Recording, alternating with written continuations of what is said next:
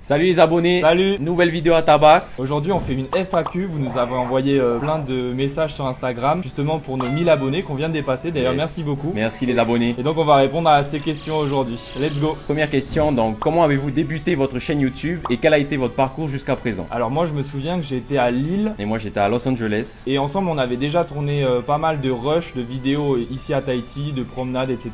Et du coup comme ça dans mon temps libre je me suis dit tiens je vais monter ces vidéos pour qu'on ait des souvenirs. Et en fait les vidéos étaient tellement ouf, je les ai envoyés à Cameron. On s'est dit bah faut qu'on les poste en fait. Tous les deux on adore YouTube, on s'est dit bah c'est là. Alors ensuite on a enchaîné donc avec des petites vidéos, les fameuses vidéos potager que nous on adore. Et aussi les vidéos jeux vidéo, donc avec Elden Ring dont on fait une série. Là on s'est mis à faire des gros vlogs, des trucs de 20 minutes, vraiment sympa. Ensuite on s'est mis à inviter donc nos potes, Michael, Simon, bah, justement pour faire des vidéos entre amis. Là il s'est passé un truc de ouf, on est passé à la télé, on va en parler dans une vidéo d'ailleurs. On est passé dans l'émission Ohipa Meitei. Après on a enchaîné avec des vidéos concept, cette fois-ci avec des guests connus, voilà, des influenceurs locaux tels que Tanikau, donc Kawalu et How Tahiti. Ensuite retour des gros vlogs quand même, mais là du coup en voyage, notamment à Los Angeles et plus tard autre part. Et après ça, on a commencé donc notre phase de sponsoring. On a eu notre premier partenariat avec Sauvage, boîte de DJ, et récemment donc Ito Ito, donc axé sur le sport en Polynésie, et ça nous correspondait carrément.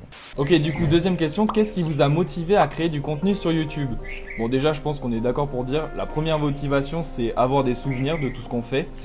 Complètement les souvenirs. Et après pour moi c'était plus le côté authenticité. Je regardais les youtubeurs de France et je trouvais que des fois dans ce qu'ils faisaient c'était pas naturel. Il y a un petit côté spectacle. Et moi je trouve que dans nos vidéos on a l'aspect naturel. On nous voit, on est comme dans la vraie vie. Voilà, c'est le vrai nous. Ouais. C'est le vrai nous qu'on voit en vidéo. Il n'y a pas de subterfuge, on fait pas semblant. Et après le côté authentique, c'est que les gens qui regardent nos vidéos, c'est comme s'ils étaient avec nous en fait. Ils participent à l'aventure. Et dernier truc, je dirais quand même indirectement, comme on doit, enfin nous on s'est imposé le rythme de sortir une vidéo par semaine, indirectement ça nous pousse à organiser des trucs, soit des concepts, voir nos potes et surtout à voyager. En gros, depuis qu'on a créé la chaîne YouTube, moi j'ai l'impression de faire beaucoup plus de choses. Question numéro 3, pourquoi Atabas et pourquoi un crabe? Déjà pourquoi Atabas? Il faut revenir sur l'étymologie du mot. Ata, donc c'est le rire, tout ce qui est drôle, et bas c'est un mot que les jeunes utilisent, justement ça amplifie. C'est pour accentuer. C'est ça amplifie le mot. Atabas c'est un mot qui est énergique, donc ça correspond à l'esprit de la chaîne. Ensuite pour le crabe, moi j'ai passé une grande partie de mon enfance à Montréal à les attraper, à jouer avec, et c'est vraiment un animal que j'adore. Alors moi du coup c'est l'extrême opposé au début. En gros il m'est arrivé une anecdote comme à Batman avec les chauves-souris. Je venais d'arriver à Tahiti, j'avais 9 ans, un truc comme ça, et j'étais en rando et tout, je nageais dans une rivière, et là je vais pour choper une racine, et en chopant la racine il y a tout plein de petits crabes, les petits crabes noirs de vallée là,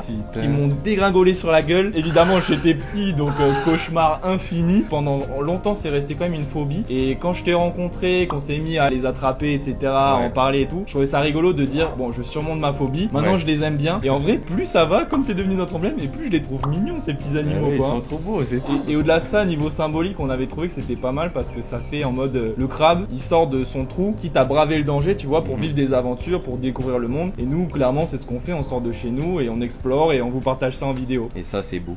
Quatrième question maintenant, quelle est la vidéo la plus mémorable que vous avez publiée jusqu'à présent? Du coup pour nous je pense que c'est quand même les gros vlogs, notamment Presqu'île, Moréa. Aux États-Unis il y avait Venice Beach, Hollywood, et quand on est allé aussi au festival d'horreur. Pour nous personnellement c'est des souvenirs qui resteront à jamais, enfin, c'est trop ouf. C'est gravé dans le cerveau. C'est ça. Autre vidéo qui nous a marqué, c'est une vidéo qu'on a fait pour l'école de commerce de Tahiti, où justement on présentait notre école, sauf qu'à la fin de cette vidéo on a rajouté un bêtisier. Vas-y commence. Mais qu'est-ce qu'on fait concrètement à l'ECD? Et dans ce bêtisier, Elliot, déjà il fait des petits fuck ce gros thug, et il dit aussi allez vous faire foutre. Ouais c'est bon, va te faire foutre.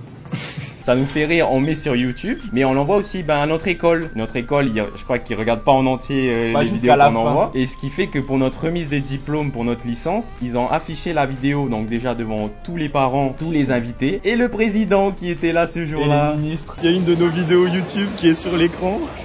Et juste à côté, le président, les ministres. Monsieur le Président, à Tabasse.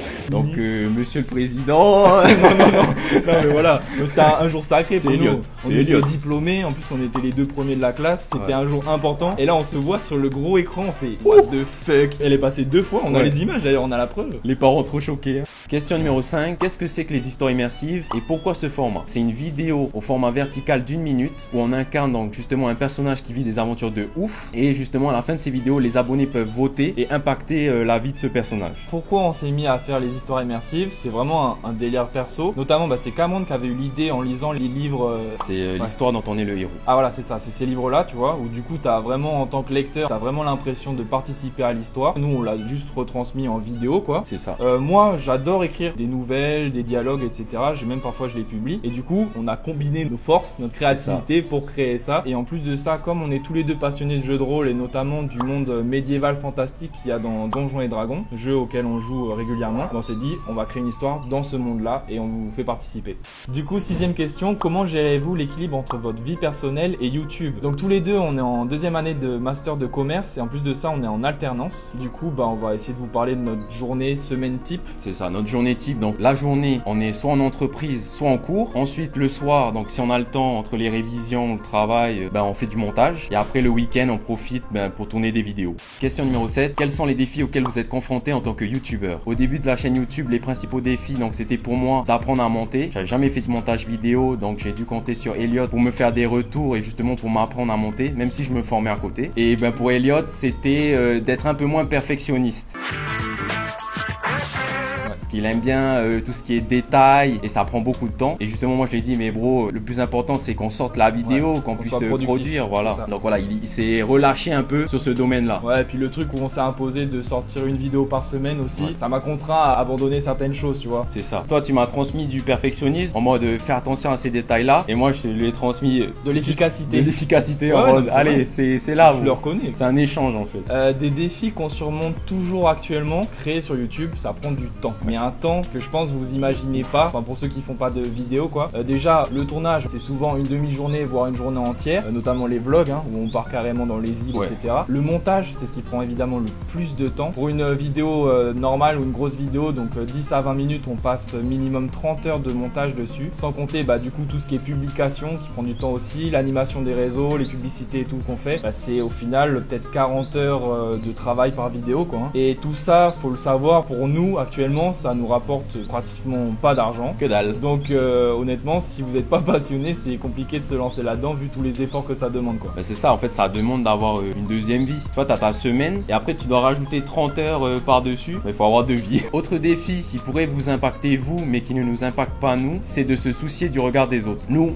on s'en fout complètement. Dans nos vidéos, on est dégueu, on est moche clair. Et on fait des black borders, on s'en fout, même si c'est gênant. On s'en fout carrément. Mais voilà, vous, ça peut vous impacter. Donc voilà, c'est quelque chose à prendre en compte. Et aussi, autre chose qui peut vous toucher, c'est d'être à l'aise devant la caméra. Par exemple, on a plein de gens qui nous disent qu'eux, ils sont passionnés de vidéos, qu'ils en regardent beaucoup, ils regardent YouTube, etc.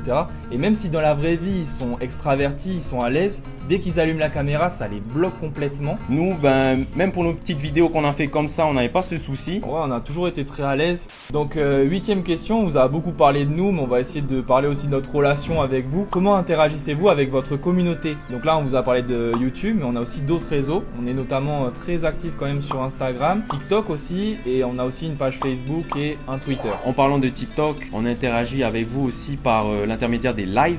On passe toujours des super moments, on fait des tier lists, on est sur Ufufu, on fait des classements et à chaque fois on part sur des débats avec vous, entre nous. C'est clair, des moments trop ouf qu'il n'y a que les gens en live qui ont pu voir. Et après ça, on aime aussi vous voir dans la vraie vie, vous croiser comme ça, on se balade en ville et d'un coup on entend « à ta base !» C'est clair. Et n'hésitez pas à venir nous voir, ne soyez pas gênés, nous on est trop contents de vous rencontrer et même de discuter avec vous. Question numéro 9, pouvez-vous nous parler d'un moment où vous avez été influencé positivement par les commentaires? Donc déjà, on avait eu ce message par une FAQ d'une famille qui disait qu'ils regardaient toutes nos vidéos à chaque repas de famille. Et moi ça m'a vraiment touché, genre c'était incroyable qu'on soit présent dans le quotidien des gens. Et même par message plus perso, on avait reçu plusieurs fois des gens qui nous disaient genre vous me faites du bien, je passe une période qui est compliquée, etc. Ça me permet de m'évader, d'avoir des potes un peu virtuels, de voyage, etc. C'est ça, on est content d'avoir un impact sur la vie des gens alors que nous on fait juste nos petites vidéos de notre côté quoi. Ce qui nous motive au fond c'est aussi ça quoi.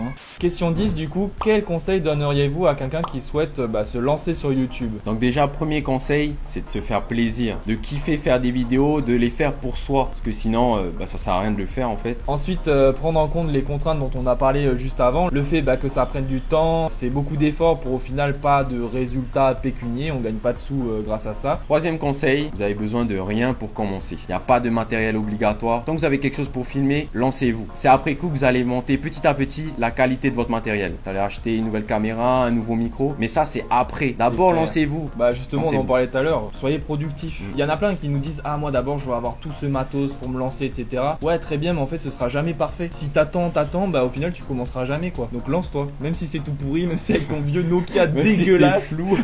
Et je pense dernier conseil que je donnerais, c'est la régularité. Pour essayer là encore d'être productif, c'est de s'imposer un rythme qui pour vous sera facile, mais par contre de s'y tenir. Genre c'est sacré. Nous on a dit du coup une vidéo par semaine, donc le mercredi à 16h. C'est sacré. Vous nous avez jamais vu déroger à la règle. Bah, après on est deux, hein, c'est pour ça on se partage tout, donc peut-être qu'on est plus productif. Mais vous tout seul déjà vous pourriez vous dire je fais une vidéo par mois. Voilà, tu te dis mais non je pourrais faire beaucoup plus. Non.